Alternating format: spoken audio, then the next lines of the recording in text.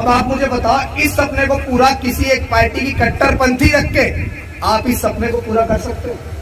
भाई यहाँ अगर मायावती जी की पार्टी वाले लोग हैं, इधर आजाद समाज पार्टी वाले लोग हैं, लेकिन इन दोनों को अगर देखा जाए तो इनके महापुरुष कौन है? बाबा साहब अम्बेडकर।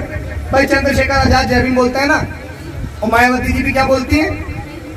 तो जब हमारा लक्ष्य वही है कि हमें बाबा साहब अम्बेडकर का सपना पूरा करना है, तो मेरा उनसे ये सवाल है कि आपके रास्ते अलग अलग क्यों हैं? अरे जब मुझे यहाँ से चल के दिल्ली तक जाना है और हम 4 भाई हैं और मेरे पास चारों भाइयों के पास अलग अलग गाड़ी है, तो भाई हम एक गाड़ी से जाएंगे ना, तेल भी बचेगा, समय भी बचेगा, फिर उसके बाद में कोई थक जाएगा तो दूसरा गाड़ी चला लेगा, या फिर 4 गाड़ियों से जाएंगे तो भाई 4 गाड़ियों से जाओगे तो तेल भी फूकेगा, फिर तुम गरीब भी हो जाओगे, फिर पता लग रहा किसी को झोंका आ गया तो खत्म। तो इसीलिए हम लोगों को एक गाड़ी चाहिए। इसका मतलब कि हम लोगों को इस समाज की एक पार्टी चाहिए, क्योंकि बाबा साहेब अम्बेडकर ने हमें एकजुटता के साथ रहना सिखाया। और आप लोग बताओ कि अपने इस बच्चे का आप लोग साथ दोगे या नहीं दोगे? तो मेरी माताओं बहनों, मैं जब भी आप लोगों को दिल्ली बुलाऊं, अपने बेटों से कहते रहना, अपने बेटों से ये कहते रहना कि दिखाओ अभिषेक भाई कहाँ है। याद जब भी तुम्हें मेरी आए तो टाइम थोड़ा खर्च कर लेना। तुम्हें YouTube पर मिलूंगा मैं, तुम गूगल पे सर्च कर लेना। जो समाज इस देश के अंदर बहुत बड़ी आबादी रखता है, मेरी मातृशक्ति यहाँ बहुत बड़ी संख्या में बैठी हुई है, और मैं ये मानता हूँ कि मुझे अपनी माँ से मिले हुए बहुत लंबा समय हो चुका है, लेकिन जब प्रोग्रामों में इस तरह माएँ बहनें मुझे आती हैं तो मैं आपको विश्वास के साथ बताता हूँ कि मेरी घर की माँ की मुझे याद नहीं आती है, क्योंकि इतनी सारी माएँ मुझको आशीर्वाद देने के लिए पहुंचती रहती है जहाँ भी मैं जाता हूँ। तो आप सबसे मैं यही कहूँगा कि आपका भाई एक ऐसे मिशन, एक ऐसे मूवमेंट को लेके निकला है। मैं आज किसी सरकार का विरोध करने नहीं निकला हूँ, मैं आज किसी व्यवस्था का विरोध करने नहीं निकला हूँ, मैं आज किसी पार्टी संगठन दल का विरोध करने नहीं निकला हूँ। आज मैं आप लोगों के साथ संघर्ष करने के लिए निकला हूँ। आप मुझे बताइए कि मायावती जी को कितने लोग जानते हैं? हाथ उठा के बताइए। सब लोग जानते हैं ना? इस उत्तर प्रदेश के अंदर 4 बार सरकारें रही हैं। एडवोकेट चंद्रशेखर आजाद को कौन कौन जानते हैं? ये भी हाथ उठा के बता दीजिए। चलिए, सब लोग जानते हैं। अगर मैं आपसे एक सवाल करूं कि इन दोनों नेताओं को एकजुट होना चाहिए या नहीं होना चाहिए, तो आप क्या कहोगे? पूरा समाज ये चाहता है ना कि हमारे नेताओं को एकजुट होना चाहिए, और नेताओं को एकजुट इसलिए होना चाहिए क्योंकि हमारे तमाम महापुरुषों ने कहा कि शिक्षित बनो, संगठित रहो, संघर्ष करो।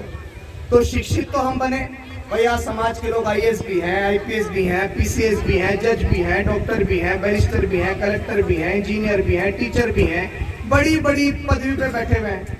आज हमारे समाज के लोग संघर्ष भी कर रहे हैं। भाई मैं बिना संघर्ष के आपके बीच थोड़ा ही आ गया, या बिना संघर्ष के यहाँ जिन लोगों ने, जिस आयोजक कमेटी ने इतना अच्छा भव्य प्रोग्राम किया, हमारा स्वागत किया, तो बिना संघर्ष की पहचान के बिना थोड़ा ही हो गया।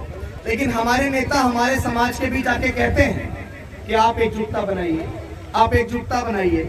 अरे भाई, ये समाज आपसे सवाल कर रहा है कि आप कब एकजुटता बनाओगे। ये समाज अब नेताओं से सवाल कर रहा है कि आप कब एकजुटता बनाओगे।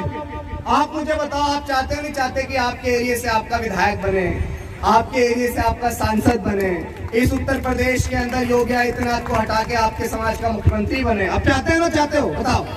मैं सब चाहते हैं कि हमारा सांसद बने, विधायक बने, मुख्यमंत्री बने, प्रधानमंत्री बने, लेकिन वो कैसे बनेगा?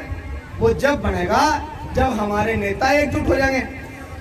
तो इसीलिए हम लोग सड़क पे निकले हैं कि हम आप सबके बीच ये विचार लेके आए, और आप सबने इस विचार को समर्थन तो कर ही दिया ना हाथ उठा के कि हाँ, नेताओं को एकजुट होना चाहिए।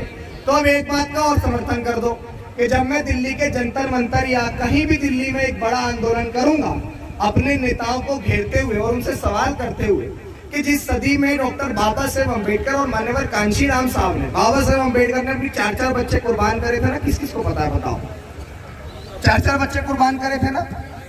अगर आज आपके एक बच्चे के पेट में दर्द भी हो जाता है तो आप बेहतर से बेहतर डॉक्टर को ढूंढते हो नहीं ढूंढते हो? अगर आपके बच्चे को कोई तकलीफ हो जाए तो आप अपनी कितनी भी जमीन हो, उस जमीन को बेचने का काम कर दोगे नहीं कर दोगे कि भाई हमारा बच्चा बचना चाहिए। लेकिन आप सोचिए कि बाबा साहेब अम्बेडकर के पास, वो विदेश में पढ़ते थे, किसमें? अमेरिका, मुझे लगता है इस गांव का एक भी व्यक्ति आज तक अमेरिका नहीं गया होगा, आजादी का 78 साल बाद भी गया क्या कोई? लेकिन बाबा साहेब अम्बेडकर उस दौर में अमेरिका के विश्व की प्रसिद्ध यूनिवर्सिटी कोलंबिया यूनिवर्सिटी के अंदर पढ़ रहे थे और वो वहां पर भी पानी से ब्रेड भिगोकर खाते थे। मुझे लगता है कि मेरे समाज का कितना भी गरीब आदमी हो, आज अपना गुजारा करने के लिए पानी से ब्रेड भिगोकर तो नहीं खाएगा। खाएगा क्या? सब लोग बहुत अच्छा अच्छा खाना खाते हैं, लेकिन बाबा साहेब अम्बेडकर विदेश पढ़ रहे थे। वो इसलिए खा रहे थे पानी से ब्रेड भिगो के क्योंकि उनको स्कॉलरशिप मिली थी, पैसे सीमित थे और उस पैसे से वो चाहते तो अय्याशी कर लेते या चाहते तो पढ़ाई कर लेते। अब बाबा साहेब अम्बेडकर को पढ़ाई किसके लिए करनी थी भाई? उनके बच्चे एक जूं के बराबर भी आवाज ना आ जाए मेरे पास। उनके बच्चे घर में भूखमरी के कारण मर गए, कुपोषण के कारण मर गए। उनके बच्चे घर में, उनकी माँ थी, बाबा साहब विदेश थे, रमाबाई दूसरों के यहाँ झूठन मारती थी, उनके यहाँ गोबर पाथती थी, उनके घर झाड़ू पोछा करती थी, उससे जो भी पैसा मिलता था वो पैसा विदेश में बाबा साहेब अम्बेडकर को भी पढ़ने भेजती थी और अपने बच्चों को खिलाना पिलाना, उनकी सारी चीजें करना होता था। अब मैं आपसे सवाल करता हूं कि बाबा साहेब अम्बेडकर ने वो सारा स्ट्रगल, वो सारा संघर्ष, वो सारा त्याग या अपने 4-4 बच्चों की कुर्बानी किसके लिए करी भाई? बताइए किसके लिए करी? उस समाज के लिए जिस समाज को कभी नाई सम्मान से बाल भी नहीं काटता था, उस समाज के लिए जिस समाज का व्यक्ति कभी बेहतर से बेहतर शिक्षा भी हासिल नहीं कर सकता था, उस समाज के लिए जिस समाज का व्यक्ति IAS, IPS, PCS, जज, डॉक्टर, बैरिस्टर, कलेक्टर तो छोड़ दीजिए, जिस समाज का व्यक्ति छोटे से चपरासी की नौकरी भी नहीं कर सकता, जिस समाज का व्यक्ति सुबह शाम घर से बाहर भी नहीं निकल सकता, जिस समाज के व्यक्ति के गले में हांडी और पीछे झाड़ू हुआ करती थी, उस समाज को सम्मान का जीवन देने के लिए बाबा साहेब अम्बेडकर ने अपनी 4-4 बच्चे कुर्बान कर दिए। तो क्या अब हमारी जिम्मेदारी नहीं बनती है कि उनके बच्चों की कुर्बानी जो थी कि हम लोग उसको जाया जाने देंगे? क्या उनका जो संघर्ष था, उनका जो त्याग था, उनका जो समर्पण था, उनका जो बलिदान था, क्या हम लोग उसको जाया जाने देंगे? बस इसीलिए हम लोगों ने अपना घर छोड़ दिया। मुझे बहुत लंबा अरसा हो गया मैं अपने घर नहीं गया और मैंने ये संकल्प लिया है कि मैं लगभग 28 महीने तक अपने घर नहीं जाऊंगा।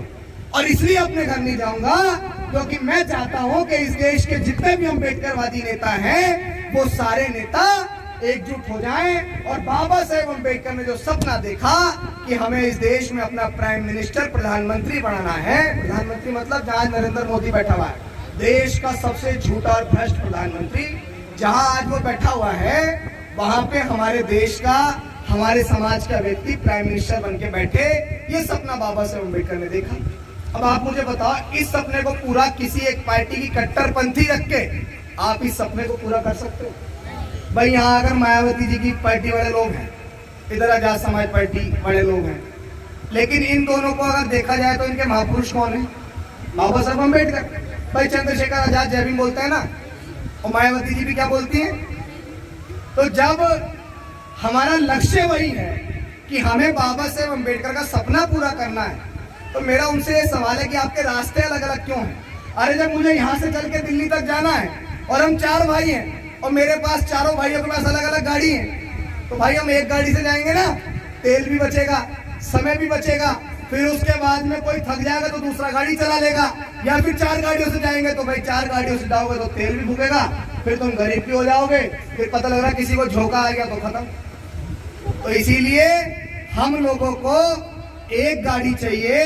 इसका मतलब कि हम लोगों को इस समाज की एक पार्टी चाहिए, क्योंकि बाबा साहेब अम्बेडकर ने हमें एकजुटता के साथ रहना सिखाया।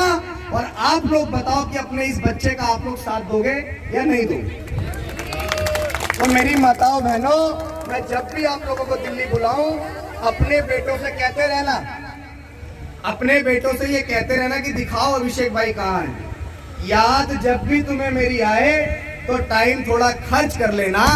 तुम्हें YouTube पर मिलूंगा मैं, तुम गूगल पे सर्च कर लेना, ठीक है? तो मैं जहां भी जाऊंगा, मेरी आईडी है, मेरा YouTube अकाउंट है, मेरे सारे वहां पे लोग देखते हैं। तो आप लोगों से निवेदन है कि जबरदस्ती अपने बच्चों को, बाबा साहेब अम्बेडकर की पत्नी ने जो त्याग किया था, वो त्याग इसलिए किया था कि आप जैसी माओ बहनों के सर पे जो पल्लू है वो सम्मान के साथ रहे। मां सावित्रीबाई फुले ने जो त्याग किया था वो इसलिए किया था कि हमारे समाज की महिला भी पढ़ लिख कर बड़ी पदवी पे पहुंच पाए। तो आज आप महिलाओं का ये वो होना चाहिए कि आप सबके अंदर वो ज्वाला होनी चाहिए कि जो मेरा बच्चा अभिषेक या मेरा भाई अभिषेक जो हमसे कह के गया था, उसकी बात को मानते हुए हम लोग अपने भाई को लेके, अपने पति को लेके, अपने चाचा को लेके दिल्ली पहुंचेंगे। पहुंचोगे कि नहीं पहुंचोगे बताओ? पहुंचोगे ना? अब दिल्ली में कोई शादी हो तो आप सब चले जाओगे, लेकिन मैं बुला रहा हूं क्योंकि मैंने अपना घर छोड़ा। आप ये कल्पना करके देखो कि अगर आपका बच्चा 10 दिन के लिए घर को छोड़ के निकल जाए तो ईमानदारी से बताना कैसा लगेगा? 11वें दिन कैसा लगेगा? लेकिन आप सोचिए, मेरी भी तो माँ है। मुझे आज, मैं पिछली बार निकला था, बहुत सारे लोग गवाह हैं इस बात के, मैं 4.5 महीने के लिए पिछली बार निकला, फिर दोबारा 7 महीने घर रहा, फिर दोबारा निकल गया और इस बार 28-29 महीने का संकल्प ले लिया। अगर मेरे दिमाग की बुद्धि फिर गई तो हो सकता है 2029 तक घर ही ना जाऊं, कि जब तक प्रधानमंत्री नहीं बन जाएगा जब तक घर ही नहीं जाऊंगा। तो आप सबसे ये निवेदन है कि आप सब अपने इस भाई की हिम्मत और इसके हौसले को बढ़ाने का काम करिएगा। और आपसे आखिरी में जितने भी मेरे साथी हैं उनको एक नज्म के साथ अपनी बात कहूंगा, अपने महापुरुषों के आंदोलन को आपसे बताऊंगा और बड़े ध्यान से सुनना। पानी वाणी तो पूछ लो यार।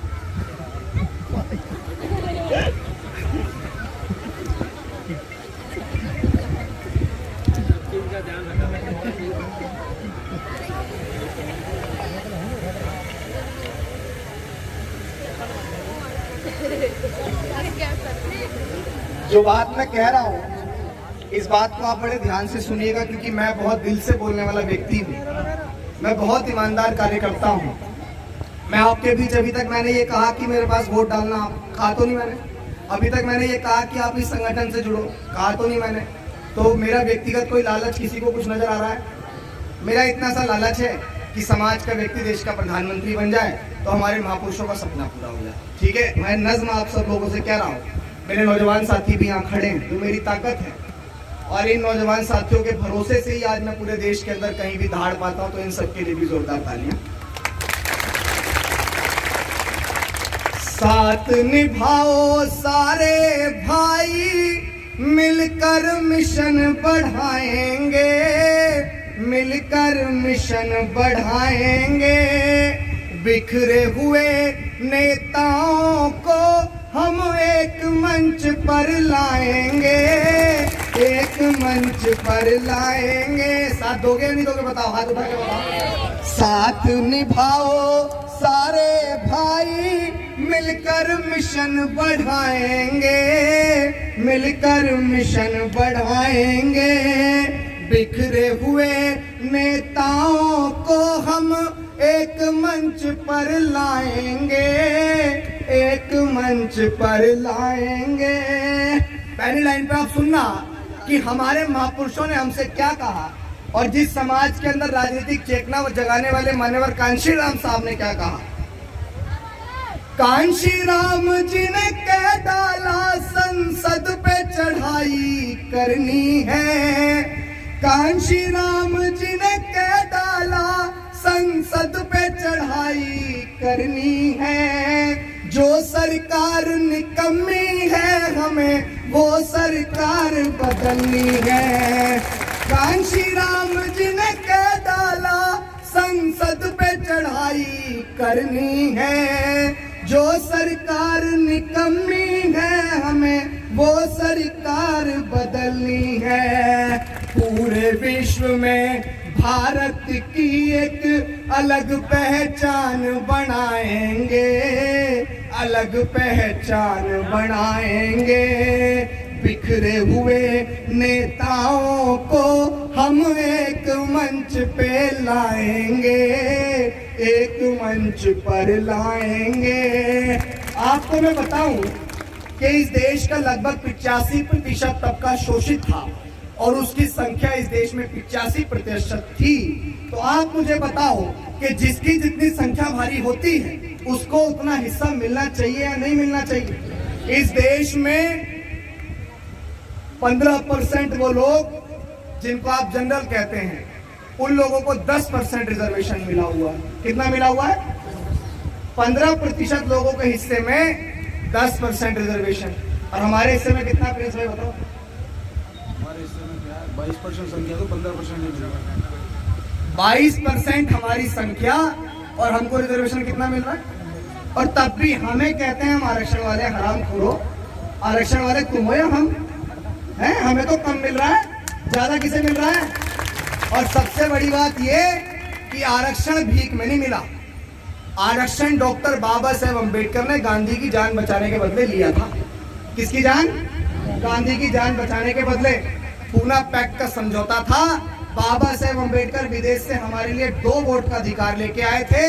हमारे देश के राष्ट्रपिता जो कागजों में हैं, वो राष्ट्रपिता जी उस पे बैठ गए थे अनशन पे, आमरण अनशन पे, जी मैं मर जाऊंगा जी 2 वोट का अधिकार लोगे। तब वहां पे समझौता हुआ था, तब हमें आरक्षण मिला था। तो भीख नहीं आरक्षण, इस बात को हमेशा याद रखना।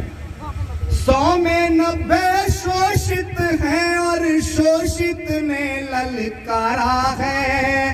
100 में 90 शोषित हैं और शोषित ने ललकारा है। धन धरती और राजपाट पे 90 भाग हमारा है।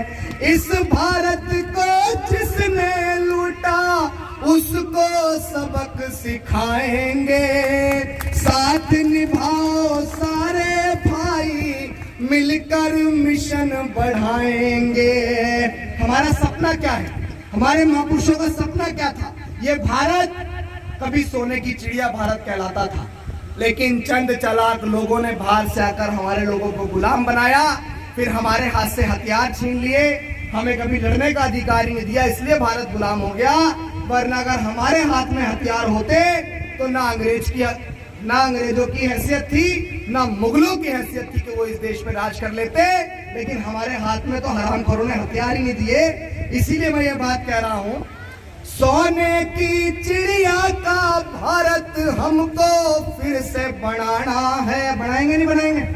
सोने की चिड़िया का भारत हमको फिर से बनाना है। दिल्ली की गद्दी का तख्तो ताज हमें हथियाना है। सपना हमारा लाल किले से, सपना हमारा लाल किले से हम झंडा फहराएंगे। साथ निभाओ सारे भाई, मिलकर मिशन बढ़ाएंगे। पहले इस मिशन से मोड़ दिए जाओगे, फिर किसी ना किसी जुल्म से जोड़ दिए जाओगे। अरे साथियों, वक्त है हाथ से हाथ की जंजीर बनाते चलो, वरना किसी रेशम के धागे की तरह तोड़ दिए जाओगे। आपके पास समय है, एकजुटता बना लीजिए। ज्यादा बात ना कहते हुए यही कहूंगा कि हम अपने घर को छोड़ के निकले हैं, तो आप सबको ये दर्द समझना भी चाहिए। और आप सब अब ये बताइए आखिरी में कि आप बहुजन नेताओं को साथ लाने वाली इस मुहिम में हमारे साथ हैं या नहीं? हमारे नेता साथ आने चाहिए। भाई मैंने अपना घर छोड़ा तो कुछ सोच के छोड़ा होगा, मैं कोई समर्थ परिवार से नहीं हूँ, आप सबके भरोसे से चल रहा हूँ। जो प्रिंस भाई ने कहा, हमारा एक नारा है और मैं उस नारे को यहाँ भी कहूँगा, और मैं यही कहूँगा कि आपने अगर मेरा साथ दिया तो मैं आपको यकीनन इस बात को कह रहा हूँ कि 2029 में हम आपको देश में पहला दलित प्राइम मिनिस्टर बना के देंगे, अगर आप लोगों ने हमारा साथ दिया। क्योंकि मेरे हौसले बहुत बुलंद हैं, मेरे हौसले इतने बुलंद हैं कि अभी मैं बहुत धीरे धीरे से मैं पूरे देश की यात्रा करने निकला हूँ। 28 राज्य हैं देश में, 28 राज्यों के अंदर मुझे जाना है। इसके बाद दिल्ली में हम लोग यात्रा करेंगे। तो अगर नेताओं को समझ आ गए तो ठीक है, वरना आंदोलन करने की तो हमें आदत है। डीएम कार्यालय को घेर लेते हैं तो डीएम झुकता है नहीं झुकता? भाई थाने को घेरते हैं तो एसएचओ झुकता है नहीं झुकता? फिर बाद में कहीं मुख्यमंत्री आवास घेर लेंगे तो मुख्यमंत्री झुकता नहीं झुकता? और हम तो वो लोग हैं जिन्होंने कई बार सरकारें झुकाई हैं। जब हमारे अधिकारों पे बात आई है तो ये तो अपने, ये नहीं झुकने के, बताओ, ये तो अपने हैं। तो अपनों के विरुद्ध संघर्ष इसलिए हो रहा है कि यही जाके लोकसभाओं के अंदर जाएं, विधानसभाओं के अंदर जाएं और हम लोग अपने घर पे आराम से बैठ के काम करें। आखिरी में, अगर आप सबको लगता है कि हमारा आंदोलन सच्चा है, क्योंकि हम लोग अपने घर को छोड़ के निकल ही गए हैं और जो साथी साथ में घूम रहे उनको भी पता है कि कोई नेता का सपोर्ट नहीं, कोई अभिनेता का सपोर्ट नहीं, आप सबके भरोसे से चल रहे हैं, तो मेरी माओ बहनों, आप सबसे ये भी कहूँगा कि 10, 20, 50, 100 का जो भी आप मुझे सहयोग कर सकें तो आप सहयोग ज़रूर करिएगा आशीर्वाद के तौर पे। अगर आपको भरोसा हो कि आपका भाई सही उस मिशन के लिए निकला है, मैं निकला इसलिए हूँ कि आज भी हमारी माओ बहनों के बलात्कार होते हैं, आरोपी के पक्ष में पंचायतें होती हैं, आज भी हमें जाति के नाम पे मूछें रखने पे मार दिया जाता है, आज भी 9 साल के मासूम इंद्र मेघवाल को पानी का मटका छूने के लिए मार दिया जाता है। तो आप बताइए, क्या हम लोग आज भी मरने के लिए पैदा हुए हैं? क्या हम लोग आज भी हमारी बहन बेटे की इज्जत आप लोग लुटवाने के लिए पैदा हुए हैं? अरे मरने के बाद आंदोलन करना हमने नहीं सीखा, हमने जीते जी आंदोलन करके अपनी माओ बहनों की रक्षा करनी सीखी और इसी के लिए मैं घर से बाहर निकला हूँ। तो अगर आपको लगता है कि आपके बच्चे का मिशन ईमानदार है तो आप इसका साथ जरूर दीजिएगा। अपनी बेटी, अपने परिवार, अपने बच्चे को आप लोग शिक्षा की ओर जरूर भेजिएगा। और आखिरी में एक बात आप सबके लिए कहूंगा, हो इस तरह हौसले आजमाया करो, मुश्किलें देख कर मुस्कुराया करो, हो इस तरह हौसले आजमाया करो। मेरी माँ बहनों, मुझे लग रहा था मैं अभी बराबरी वाला सिस्टम नहीं कर रहा इसलिए आ गया। हो इस तरह हौसले आजमाया करो, मुश्किलें देख कर मुस्कुराया करो, दोने वाले भले कम ही खाया करो, अपने बच्चों को लेकिन पढ़ाया करो, अपने बच्चों को लेकिन पढ़ाया करो। ये जमाना आप सबको अनपढ़, जाहिल, गंवार देखना चाहता है। अगर आप भी अपने बारे में नहीं सोचेंगे, ये जमाना नहीं चाहता कि आप इस देश के हिस्सेदार बने या प्रधानमंत्री बने, अगर आप भी अपने बारे में नहीं सोचेंगे तो 7 समुंदर पार से आपको समझाने कोई नहीं आएगा। इसलिए मैं आपसे कहूंगा कि बेटों और बेटियों के बीच कोई भेदभाव नहीं करना चाहिए। जितनी हमारी बेटियां पढ़ना चाहती हैं उनको पढ़ाना चाहिए, जितने हमारे बेटे पढ़ने चाहिए उनको पढ़ना चाहिए, और बिना पढ़े हमारा मूवमेंट सफल नहीं हो सकता है। नशे से दूर रहो और शिक्षा से आगे बढ़ो। मैं आखिरी में एक और नज्म आपसे कह देता हूँ, मैं इस नज्म को कह दूं उसके बाद आना। बहुत सारे लोग मुझसे कहते हैं कि इतना हिम्मत और हौसला आपके अंदर आता कैसे, तो मैं बताता हूँ। पढ़ के दुख अपने पुरखों का लिखता हूँ मैं, वो जख्म से गुफ्तगू करके लिखता हूँ मैं, वो दर्द गाने कभी हौसला चाहिए, जहाँ हथेली लिए दर्द लिखता हूँ मैं, वो जहाँ हथेली लिए दर्द लिखता हूँ मैं, वो अपनी सांसों में आबाद रखना मुझे, बड़े ध्यान से सुनिए, वो अपनी सांसों में आबाद रखना मुझे, वो अपनी सांसों में आबाद रखना मुझे, मैं रहूं ना रहूं याद रखना मुझे, वो मैं रहूं ना रहूं याद रखना मुझे। इस बात को इसलिए कह रहा हूँ कि बहुत कम उम्र में बहुत दुश्मन बना लिए हैं, क्योंकि जिस व्यवस्था के साथ और इसके खिलाफ मैं लड़ रहा हूँ वो दुश्मन बहुत ताकतवर है, लेकिन आप माओ बहनों के आशीर्वाद के भरोसे चल रहा हूँ। लेकिन ये भी जीवन की सच्चाई है कि जो आया है वो जाएगा भी। तो अगर किसी हादसे में आपका भाई चला जाए तो इस आंदोलन को, इस मिशन को रुकने मत देना। बस आप सबसे यही कहकर विदा लूंगा। बहुत बहुत धन्यवाद।